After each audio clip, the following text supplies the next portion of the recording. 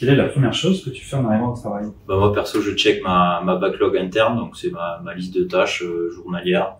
Et voilà, ça me permet de définir des objectifs journaliers. Je regarde toutes les alertes, notifications, puis je vais un petit peu regarder les news, un peu de veille technologique. Au quotidien, en 15 secondes. Pas mal de coordination, réunion d'équipe, réunion de groupe, échange avec les business units, avec les directions transverses. Sinon, tu as aussi des contacts avec l'équipe produit, qui est plus fonctionnelle.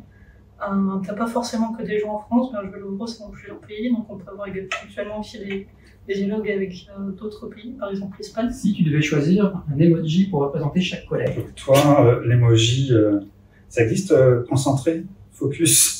Avec les lunettes, Sérieux. celui avec les lunettes. Florian, c'est le petit emoji taquin. Enfin, pour Marion, c'est toujours ça.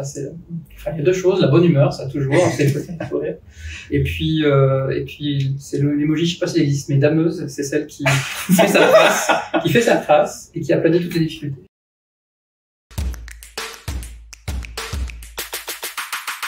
Architecte et architecte technique, quelles sont les différences? Par exemple, au niveau de l'environnement, un architecte doit pouvoir prévoir les catastrophes, par exemple, les séismes, etc., et rendre sa maison résistante à tout ce qui pourrait se produire. Alors, donc c'est plus lié à l'environnement, on va dire, extérieur.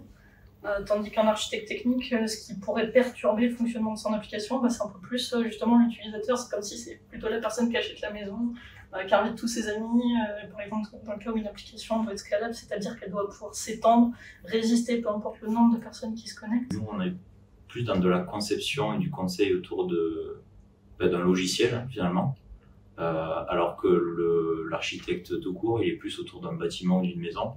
Et dans les deux cas, c'est un profil qui entoure des équipes et qui permet de les manager et de les accompagner pour trouver côté technique les meilleures solutions on va dire technologiques, et côté architecte du bâtiment finalement les meilleurs agencements, la meilleure structure d'un bâtiment.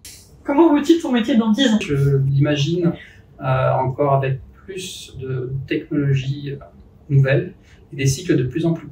L'IA va jouer un rôle très important dans la conception, dans l'aide au design.